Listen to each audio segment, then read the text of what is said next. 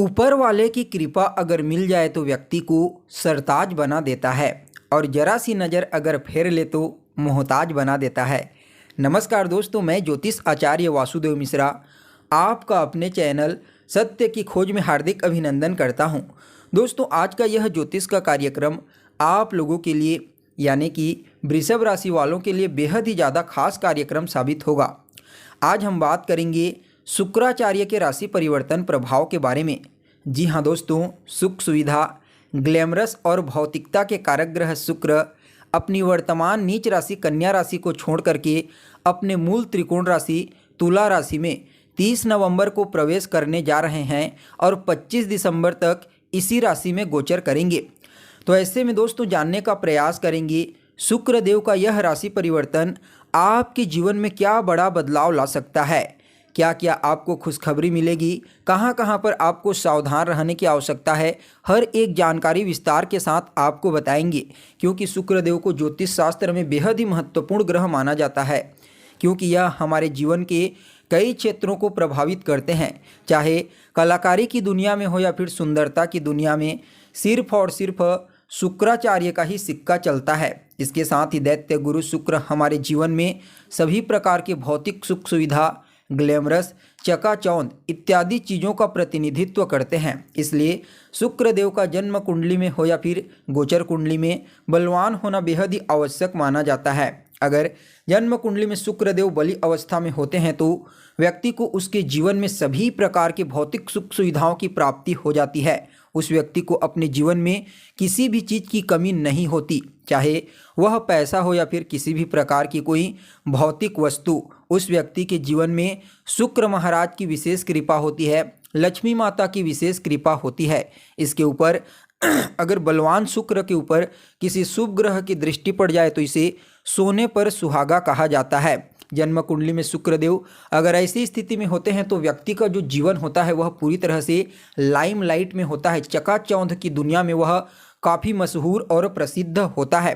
ठीक इसके विपरीत जन्म कुंडली में यदि शुक्रदेव कमज़ोर हो जाते हैं, पाप प्रभाव में आ जाते हैं, तो उस कंडीशन में इंसान मेहनत तो बहुत करता है, स्ट्रगल करता है, लेकिन उसके बावजूद वह सभी प्रकार की भौतिक सुख सुविधाएं उसे बिल्कुल भी प्राप्त नहीं होती है जिसकी वह इच्छा करता है। इसलिए जन्म कुंडली में शुक्र देव का हर परिस्थिति में बलवान होना बेहद ही आवश्यक माना जाता है। अन्यथा न तो व्यक्ति को अपने जीवन में किसी क्षेत्र में विशेष सफलता की प्राप्ति होगी और न ही भौतिक सुख सुविधाओं की प्राप्ति होगी। तो दोस्तों देखिए, शुक्र देव आने वाले 25 दिनों तक अपनी मूल त्रिकोण राशि तुला राशि में गोचर करेंगे और शुक्र देव लगभग शुरुआती 13 दिनों तक अपना संपूर्ण परिणाम आपको प्रदान करेंगे। इसका भी आपको विशेष रूप से ख्याल रखने की आवश्यकता है। तो देखिए, आप लोगों के लिए यानी कि वृषभ राशि वालों के लिए शुक्र देव का यह गोचर आपकी राशि से छठे स्थान में होने वाला है। छठे स्थान में गोचर करते हुए शुक्रदेव अपनी सप्तम दृष्टि से 12वें भाव को देखेंगे और यहाँ पर छठे स्थान और 12वें स्थान का फल तो आपको देंगे ही देंगे, साथ में आपकी राशि का परिणाम भी आपको अपने इस गोचर काल के दौरान आपकी राशि के स्वामी शुक्राचार्य आपको प्रदान करेंगे। तो दोस्तों देखिए, सबसे पहले छठे स्थान में गोचर करेंगे और छठा स्थान किस चीज़ का होता है, तो यह आपके रोग ऋण शत्रु का होता है। मुख्य रूप से तो इन तीनों चीज़ों के बारे में ही विचार किया जाता है। इसके अलावा कंपटीशन एग्जाम, शत्रु, वाद विवाद, लड़ाई झगड़ा, ऐसी चीज़ों को भी देखा जाता है। तो देखिए, छठे स्थान में शुक्र देव का गोचर करना आपके लिए कई मामलों में अत्यंत ही श्रेष्ठ साबित होगा। यहाँ पर आपके शत्रु जो आपको परेशान कर रहे थे इस गोचर काल के दौरान शांत हो जाएंगी। आपकी क्वालिटी आपके व्यक्तित्व से प्रभावित होकर के हो सकता है वह आपसे ही दोस्ती करना प्रारंभ कर दें। इसके साथ ही इस समय आपको किसी भी प्रकार का कोई रोग था, सेहत से संबंधित समस्या थी, उससे काफ़ी हद तक आपको राहत की प्राप्ति होगी।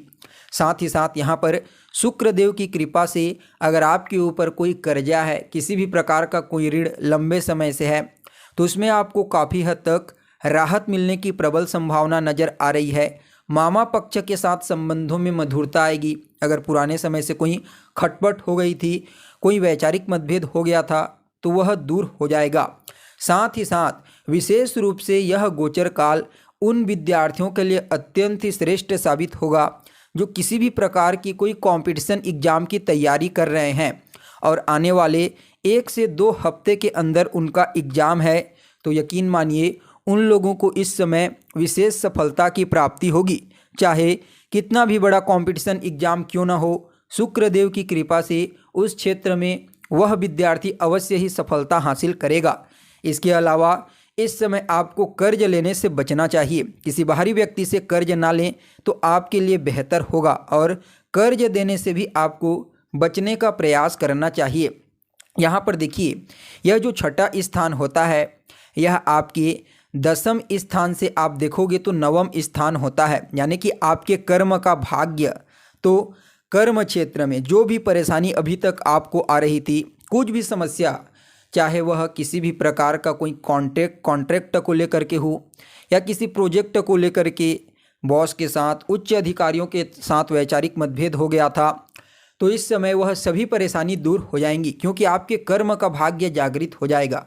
और जब कर्म का भाग्य जागृत हो जाएगा तो कार्य क्षेत्र में जो भी प्रॉब्लम आ रही थी वह तो दूर होंगे ही होंगी। साथ में इस समय आपको अपने कार्य क्षेत्र में विशेष रूप से सफलता की प्राप्ति होगी। आपको अपने कार्य क्षेत्र में अपने सहयोगियों का, अपने उच्च अधिकारियों का विशेष रूप से सहयोग प्राप्त होगा, जिसकी वजह से न सिर्फ आपको मानसिक शांति की प्राप्ति होगी बल्कि इस समय आपके मान सम्मान, प्रसिद्धि और पद में भी प्रमोशन होने की प्रबल संभावना नज़र आ रही है, या फिर आपके इंक्रीमेंट में वृद्धि किया जा सकता है। ओवरऑल देखा जाए तो कार्य क्षेत्र के दृष्टिकोण से शुक्रदेव का यह गोचर अत्यंत ही श्रेष्ठ साबित होगा। तो वहीं दोस्तों यहाँ पर जो दूसरी भविष्यवाणी होगी वह आपके 12वें स्थान से संबंधित होगी। तो देखिए, शुक्रदेव 12वें स्थान के कारक होते हैं। यहाँ पर मीन राशि बनती है, इसलिए उच्च परिणाम देने के लिए विवश हो जाते हैं। तो ऐसे में शुक्रदेव का अपनी खुद की मूल त्रिकोण राशि तुला राशि में गोचर करते हुए 12वें स्थान को दृष्टिगोचर करना आपके लिए अत्यंत ही श्रेष्ठ कहा जा सकता है। इस समय आपके जीवन में सभी प्रकार की भौतिक सुख सुविधाओं की कमी दूर हो जाएगी। भौतिक चीज़ों को खरीदने के लिए आप इस समय थोड़ा बहुत धन खर्च कर सकते हैं, जो आपके लिए अच्छा भी रहेगा, क्योंकि उनसे ही आपको सुख शांति की प्राप्ति होती है। इस समय निवेश के बारे में आप विचार बना सकते हैं, शेयर मार्केट, स्टॉक मार्केट इत्यादि के फील्ड में। साथ ही साथ जो जातक विदेश जा कर के, फॉरेन में जा कर के किसी भी प्रकार की कोई नौकरी करना चाहते हैं, कोई बिजनेस व्यापार करना चाहते हैं, या फिर वह विद्यार्थी जो फॉरेन में जा कर के अपना शिक्षा पूरा करना चाहते हैं, उनके लिए शुक्र का यह गोचर काल अत्यंत ही श्रेष्ठ साबित होगा। साथ ही साथ कोर्ट कचहरी के मामले में आपको राहत मिलेगी। अस्पताल का अगर आपको अभी तक चक्कर लगाना पड़ रहा था किसी न किसी बीमारी की वजह से, चाहे वह आपको या फिर आपके परिवार के किसी सदस्य को, तो वहाँ से भी अब आपको काफ़ी हद तक रिलीफ मिलने की प्रबल संभावना नज़र आ रही है। तो वहीं दोस्तों देखिए, 12वें स्थान को जब शुक्रदेव दृष्टिगोचर करेंगे तो कुछ चीज़ों का यहाँ पर आपको विशेष रूप से ध्यान रखने की आवश्यकता है। इस समय आपका मन चंचल हो सकता है, अपने मन पर आपको नियंत्रण रखने की आवश्यकता है, अन्यथा कि कोई भी चीज़ हो जब वह लिमिट से ऊपर हो जाती है तो परेशानीदायक साबित होती है। इसलिए जितने भी सुख सुविधाएं की चीज़ें हैं आपको प्राप्त तो होंगी, लेकिन लिमिट से अधिक अगर आप उनका इस्तेमाल करेंगे तो वह आपके लिए प्रॉब्लम क्रिएट कर सकता है। इसका आपको विशेष रूप से ध्यान रखने की आवश्यकता है। तो वहीं दोस्तों आपके लिए जो अंतिम भविष्यवाणी है, तीसरी भविष्यवाणी, वह आपकी राशि से संबंधित है, क्योंकि शुक्रदेव आपके राशि के भी अधिपति बनते हैं। तो इस समय आपकी राशि से तो वैसे छठे स्थान में गोचर करेंगे, लेकिन खुद के घर में गोचर करेंगे तो इस दृष्टिकोण से देखा जाए तो समाज में आपको प्रसिद्धि प्रदान करेंगे, मान सम्मान प्रदान करेंगे। आपके व्यक्तित्व में, आपकी वाणी में प्रभाव देखने को मिलेगा, उससे हर कोई प्रभावित होगा। इस समय आपके व्यक्तित्व के प्रभाव से, आपकी वाणी के बोलने की कला से हर कोई आपकी तरफ अट्रैक्ट हो जाएगा और आपके कई प्रकार के पेंडिंग पड़े हुए कार्य इस गोचर काल के दौरान पूरे होने वाले हैं। यानी कि कुल मिलाकर के देखा जाए तो वृषभ राशि वालों के लिए शुक्र महाराज का यह गोचर काल अत्यंत ही श्रेष्ठ साबित होगा कई मामलों में, जो अभी आपको बता दिया गया है। लेकिन फिर भी शुक्रदेव के इस गोचर काल को और ज़्यादा बेहतर और बढ़िया बनाने के लिए कुछ उपाय भी आपको करना चाहिए। तो क्या करना चाहिए? सबसे पहले तो एक मंत्र रोजाना 108 बार करना है। ओम द्राम द्रीम द्रौम सह शुक्राय नमः। इस मंत्र का रोजाना 108 बार कीजिए। और दूसरा उपाय जो है वह श्री सूक्त का पाठ करना। जी हाँ दोस्तों, श्री सूक्त का पाठ करना आपके लिए अत्यंत ही लाभदायक साबित होगा। इसके बारे में ऋग्वेद में भी वर्णन देखने को मिलता है और इसकी महिमा जबरदस्त तरीके से बताई गई है। यह धन से कनेक्ट है, इसलिए इसका पाठ करना आपके जीवन में धन की कमी को दूर कर देगा।